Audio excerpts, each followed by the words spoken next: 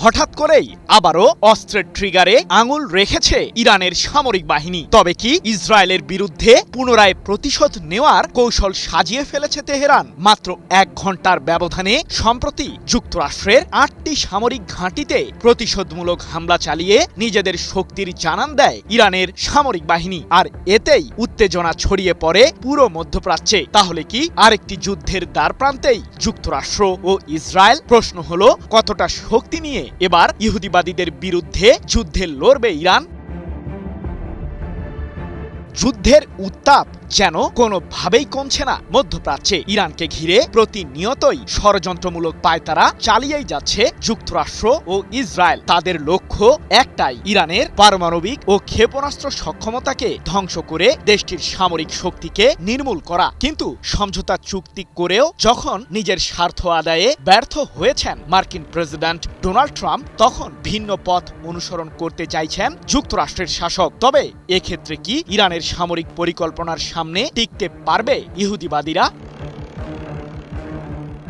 সম্প্রতি ইরানের আকাশসীমার কাছে নিজেদের যুদ্ধবিমানগুলো উড়িয়ে পরিস্থিতি ঘোলাটে করার জোরদার পায়তারা চালায় ইসরায়েল। এমনকি হরমুজ প্রণালী দিয়ে অবৈধভাবে যুক্তরাষ্ট্র সংশ্লিষ্ট একটি বাণিজ্যিক জাহাজ পারাপারের চেষ্টাও করে। কিন্তু শেষ রক্ষা হয়নি মার্কিনী জাহাজটির। ইরানের ছোড়া আত্মঘাতী ড্রোন ও ব্যালিস্টিক মিসাইলের তাড়া খেয়ে বৈশ্বিক সামুদ্রিক রুটটির নির্দিষ্ট সীমানা থেকে পালাতে বাধ্য হয় যুক্তরাষ্ট্র সংশ্লিষ্ট ওই জাহাজ।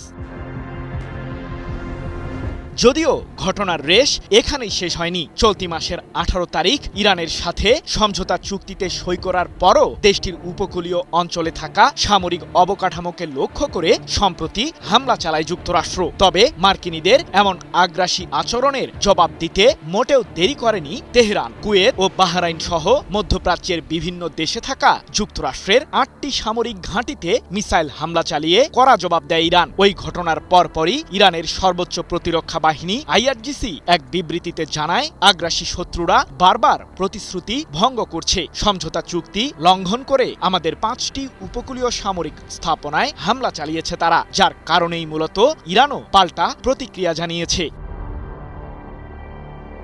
তবে এর মাধ্যমেই যে যুক্তরাষ্ট্র চুপ হয়ে যাবে না সেটি ভালোভাবেই জানে ইরানের সামরিক বাহিনী। এমনকি ইসরায়েলের প্রধানমন্ত্রী বেনিয়ামিন নেতানিয়াহুও সম্প্রতি হুঙ্কার দিয়ে জানিয়েছেন, ইরান ইস্যুতে আমাদের লক্ষ্য এখনো পূরণ হয়নি।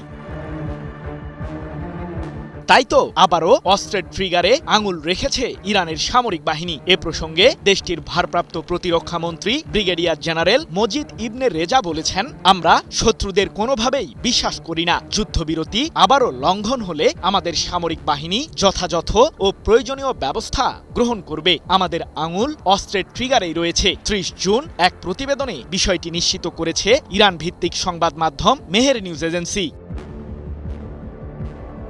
তবে প্রশ্ন হলো, ইরান কি নতুন কোনো অস্ত্র তৈরি করেছে? প্রতি সপ্তাহে সর্বোচ্চবার বিকাশ পেমেন্টে 50 জন হবেন পেমেন্ট চ্যাম্পিয়ন। জিতে নিন টিভি সহ আকর্ষণীয় সব প্রাইজ।